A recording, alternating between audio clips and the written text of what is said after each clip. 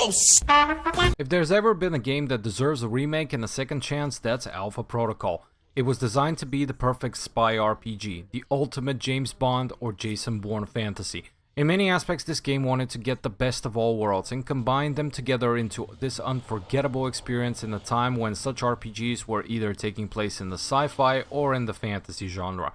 Obsidian Entertainment and a giant like Sega were at the helm of it all. What could possibly go wrong? Story with a particular writing, if it wasn't a game, it might as well have been its own type of guilty pleasure movie or even TV series. Dialogue system that wanted to give the massively successful at the time and revolutionary Mass Effect's dialogue system a run for its money, which not only aimed to portray the character in a specific way, but go to the deep ends where your choice of words alone can shape the future of the story like mini butterfly effects. Freedom of an approach mission system where it is your choice whether you're gonna go busting the front door guns blazing or you're gonna use charm and wit to achieve your goals with as little bloodshed as possible. Alpha Protocol was the Icarus of the gaming genre that flew too close to the sun and commercially failed miserably. Plagued by a troublesome management and production cycle, its ambition became its biggest reason for its downfall. What came out was one buggy mess which felt unfinished, as if it was living up to its name, but only till you say alpha as an alpha state of a game. Stick around though, push through all the bugginess, all the questionable design choices, and you will find a rare kind of gem that is, in its core, so good it deserves redemption and love. Plenty of people feel the same way, me included. And now, let's look under the hood of this cult classic. Alpha Protocol does a lot of operations like this. I don't know all of them, or all the names this program has had. It carries out missions without the knowledge of other US agencies. Arguably one of the best elements this game has, paired with its gameplay mechanics, specifically the dialogue, for which I'll talk more about in the gameplay section, keeps the story fresh with every single playthrough. Without going into spoilers, this is how it goes. You're Michael Thornton, a fresh recruit for a secret agency called Alpha Protocol. As for what type of agency it is, the closest it comes to is IMF from the Mission Impossible franchise. Fresh off the boat, wet behind the ears, you're sent to Saudi Arabia to recover stolen missiles. And let's just say certain parties behind the scenes don't want to take any chances on whether you find them or, more to the point, live to tell the tale. The whole conspiracy unravels layer by layer across 3 cities, Moscow, Taipei, Rome, stopping terrorist plots along the way while you figure out who betrayed you and made you into the rogue agent you are now. Mission Impossible much? Without the wire though, maybe a little bit. Throughout your adventures you will meet a slew of characters, different backgrounds, different walks of life. Some will help you, some who'd rather see you fail. Most of them are fleshed out enough that you will land on an opinion one way or another. One thing is for sure, you'll find a character to love and one to despise down to the bone. There's something for everyone. Let's face it, the story is all the same. It's not even Oscar worthy, granted. It's always getting from point A to point B. The trick and the intrigue that makes the plot even remotely interesting is how many detours you can make before you get to the final B destination. That will be up to you and based in large part on the choices and consequences from the dialogue system implemented here. That system is also the reason you want to replay, even after you've already seen how it ends, just to find out what other roads get you there. The whole story beginning to end runs for 9 to 10 hours, which is pretty solid. I did my best not to spoil it, you owe it to yourself to experience it firsthand. Not much left to praise or complain about. I mean, movie buffs especially will probably find the overall plot cheesy and chock full of spy hero movie cliches, which nobody said it necessarily a bad thing. If anything, that's where most of the charm lives. Story? 4 out of 5 stars. When I look back on this years from now and get this beautiful wave of nostalgia. Damn, son. I guess that's it. Now I just need my gear. There's a lot to be said about the gameplay mechanics and how they are implemented. The developers took a big inspiration from the revolutionary at the time dialogue system from Mass Effect, although here the developers wanted to one-up it too. For reference, in Mass Effect you've got Paragon and Renegade, where the Paragon makes you look as righteous as Captain America, The Renegade pushes more towards acting as if you are the Punisher anti-hero. At the end of the day, you're still the hero, you don't turn to the dark side or anything, this is not Star Wars. You have this aspect in here too. The dialogue system is comprised mostly of 3 choices of response when you're having a conversation with another character.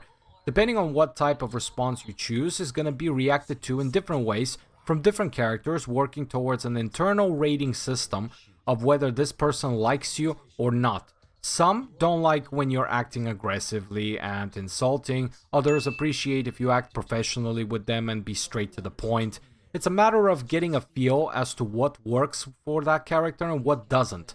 Some of those characters, when you build rapport with them, can be on your earpiece during certain missions, and whether they like you or not, and to what extent, can give you specific temporary stat bonuses. Different spectrums of the relationship can open different dialogue choices too.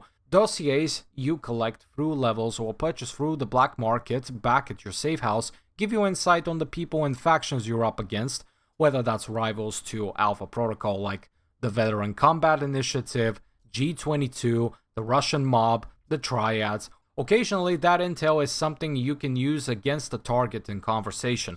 Other times, it's how well armed the faction is or what tactics they favor, and from what I understand it nets you bonus damage against them behind the scenes. Most of it, it's worth the read. The hidden beauty of the game is that a particular scene or scenario with a character or characters can play out in multitude of ways, depending on your approach and what you say, potentially enough to make you replay the game multiple times just so you can see how batshit crazy one encounter can get. Hello? In the back. With you in a sec, buddy. Not too uncomfortable, I hope. Now this is dry cleaning solution. Active ingredient is perchloroethylene. Gets stains out like a champ. Like a champ, Wayne. Believe you me. Gonna be hard getting that stuff down his throat. Want me to get a funnel? What?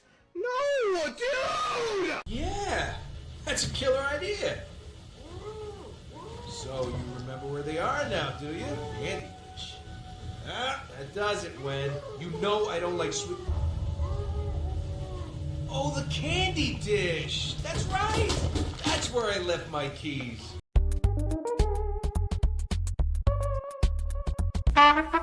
As for the different ways of approach by using the dialogue system, the official terms are suave, aggressive, and professional. Suave shows more of search for rapport with characters through jokes and being sometimes silly, flirtatious, and overall being charismatic. Choosing the suave option gets you closer to being in the shoes of a James Bond type of spy. The aggressive option is also emotional, although more on the brute and angry side, even behaving like a borderline psychopath at times, including all the taunting and threats. That would make you resemble more Kiefer Sutherland's portrayal of Jack Bauer in the 2000s series 24. Professional is where you are the most indifferent and calculated, keeping people at distance, getting straight to the point without fussing about. In this case, think of being Jason Bourne. Overall, it's your choice how you want to behave and want to talk to people, but how people prefer being talked to stays the same regardless. The key here is once after your first or second playthrough you have your fill on being either a full-on guns-blazing maniac or a charming and charismatic spy, dictating your own spy movie on the following playthroughs to try and maximize all the gains from every character interaction. Give me a name of just one game that is able to have that same effect. Well, we're waiting. Spoiler alert. I guess we'll never know. Is it flawless, the dialogue system? Not at all. It has its fair share of questionable decisions and subsequent outcry from fans over its design, but I'll talk about that in the next chapter. Next are the missions themselves. You have certain choice of couple of things, whether you head to Moscow first after Saudi Arabia, or Rome, or Taipei, and where you go afterwards is completely up to you. There is no canon story to speak of. In fact, the story follows up on your mission outcomes and where you've been before to fit the narrative for the future places you end up. The developers deserve a slow cap of appreciation for this, because I can imagine that this alone was not an easy task to accomplish without the whole thing breaking apart. The missions tied to a specific mini-terrorist plot happening in that city going on different missions of different variety with a spy TV series kind of feel, following breadcrumbs and gathering intel throughout your exploits until you get to the finale of that mini plot. There are missions where you need to place a listening bug on the mother of all listening bugs, the local CIA listening post itself, listening on the listeners. The irony! And do it without being seen and without killing anyone. In another, you might decide to bust in commando style to squeeze an arms dealer for information on your next target.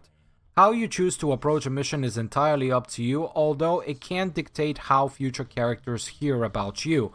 There is such a thing as reputation preceding you, which itself can be considered a positive or a negative right from the get-go during introductions, making the world of Alpha Protocol feel more alive and connected.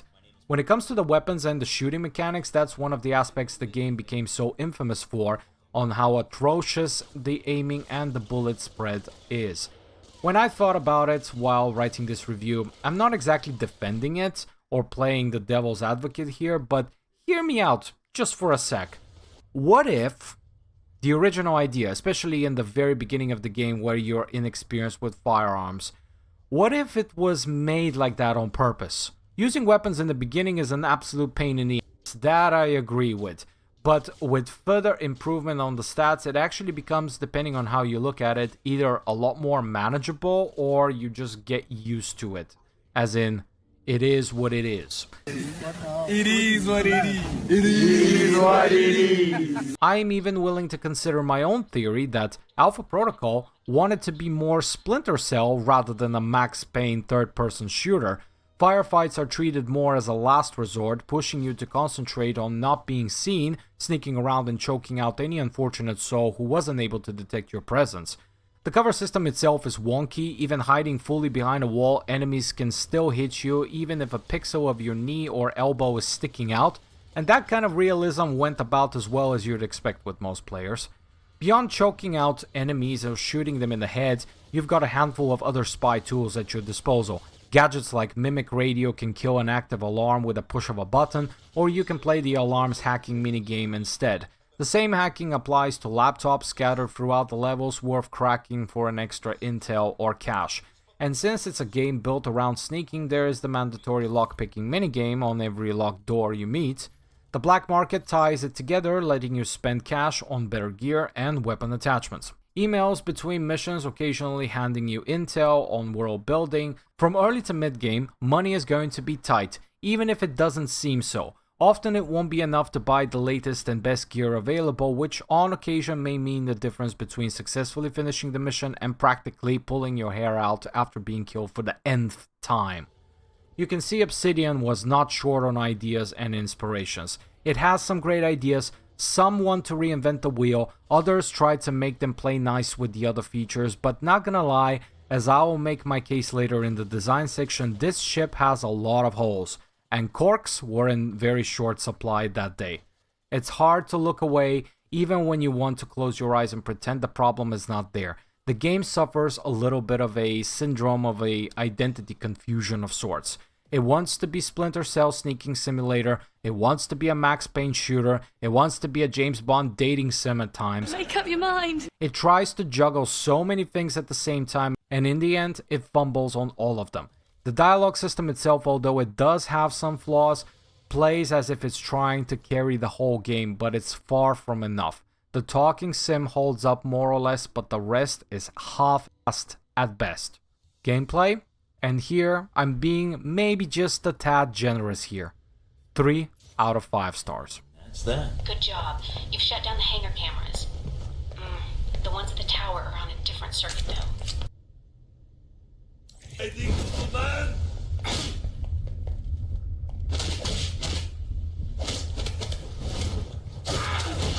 Oh shit, not good. Let's get it.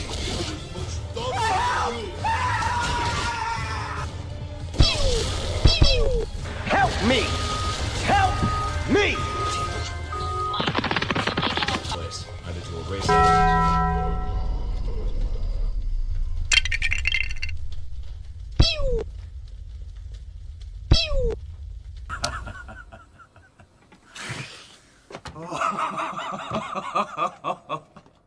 Starting with the graphics. The game is dated, no two opinions about it. In some instances it shows a lot of detail, in others it is as if the graphics team decided to take one too many coffee breaks. Optimization is also a bit lackluster, it suffers from texture pop-ins. The least insulting way I can describe your environment is empty. Take the safe houses for example. It's such a big space with a lot of things that could have been utilized. The only thing you can do is access the terminal, access the weapons wardrobe, turn on the TV and potentially go to the bathroom mirror to make changes to Michael's looks. Far below the bare minimum to call the safe house environments interactable. When you see a bathroom toilet, what's your first thought? Tell me. Of course the first thing you're gonna try is to see if you can flush it. Does that alone make a game 10 out of 10? Of course not. It's stupid, but it's something we gamers just do. And when something as stupid and insignificant as this isn't implemented, well, it kind of spells out bad for what it is to come. What I'm trying to say is, we gamers love such small details, small things. Flushable toilet, you see a bed, try to see if you can lie on it, even if there is no time-lapsing mechanic incorporated in the game. It's just the small things. Mission environments themselves are no different, they also feel empty. They are like well-dressed linear corridors with no real sensible freedom of movement and approach, other than whether you go sneaky through the door or bust through it guns blazing. Design of the characters is pretty colorful. Different walks of life with their own personalities you need to watch out for if you want to build rapport with them. Of course, you have your love interest, you've got those that clearly emanate the I'm a villain type of energy, and those who are particularly made of silk and innocence. You may not remember all of them by the end, but 100% at least one will make an impression you will remember. And I believe the way characters have been created and how they are tied into the whole story is thanks to how the dialogue system is built around them, to the point where some characters are tied to others, like Z and Marburg, both from the Veteran Combat Initiative. Build a positive relationship with one of them, and it directly influences the other in the opposite direction. In some cases, there's just no way to be liked by everyone, and I'm sure this web of connections, cause and effect, cost many designers at Obsidian a lot of sleepless nights. But as I mentioned, the dialogue system has a couple of places where the air escapes, like one of a floating castle. For example, a lot of people, maybe me too, to an extent, but not fully, didn't appreciate that when given options in conversations on how to respond, you choose the tone or emotion behind your response rather than the exact words, compared to, once again, the main inspiration, Mass Effect. And in many cases people have documented that they chose the emotion they wanted but didn't like what actually came out of Michael's mouth, in some cases even came out the exact opposite what they thought was going to be said, which breaks immersion for many. Talking about character design, I must confess I'm one of those people who gets all giddy when a game offers character customization. Calling it character customization, frankly, is a stretch of a stretch.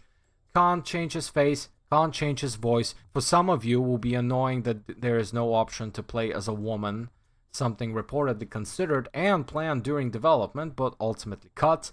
You get a choice of far too few haircuts, can't even make him blonde or ginger, the only color you can actually change is the one of his eyes. The couple of facial hair choices, and somehow there is more choice in hats and glasses than in anything that matters. I look at the whole thing and it just doesn't make sense. It's like they started with the idea of a genuinely well done character customization, which was not a foreign concept at that time, again looking at Mass Effect. And not even halfway through, someone got bonked over the head, forgot to finish it, because that's how it feels, as if it's unfinished. Audio quality is okay for the most part, the voice acting is at least strong here, with some notable voices almost most of you will instantly recognize. Music-wise, it's a hit and miss, a couple of tracks on repeat for ambience during missions, nothing fancy or worth mentioning other than arguably maybe 3 songs. One of which is Turn Up the Radio by glam rock band Autograph, the song for your boss fight with the 80s obsessed Russian mobster Brayko, where the funny thing is, having heard this song so many times since this is my first time playing the game, I actually always thought it was Def Leppard. Never too late to learn something new, I guess. The AI is Olympic level moronic, and at times, thanks to poor programming, could be close to a psychic. Plenty of times I'd be sneaking around and an enemy across the room well beyond what you would consider standard line of sight for enemy AI would just go directly on the offensive and sound the alarm. Sometimes you can sneak behind an enemy to put them to sleep, other times 2 steps earlier he just instinctively knows you're there and turns around.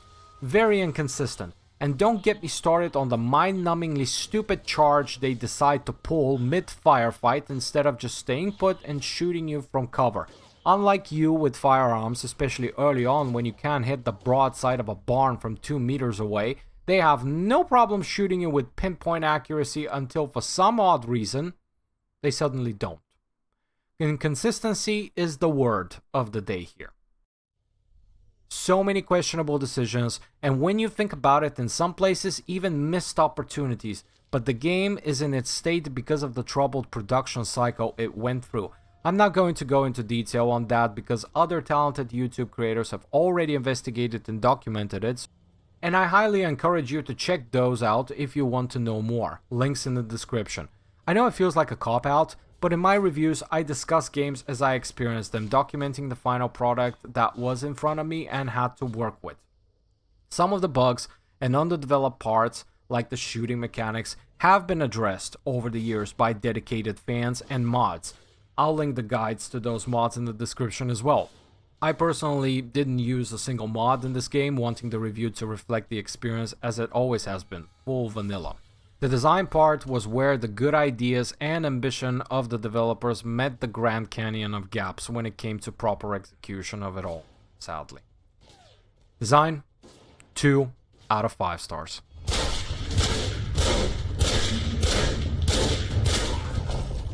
Accomplished, Agent? Just Mike, if you please.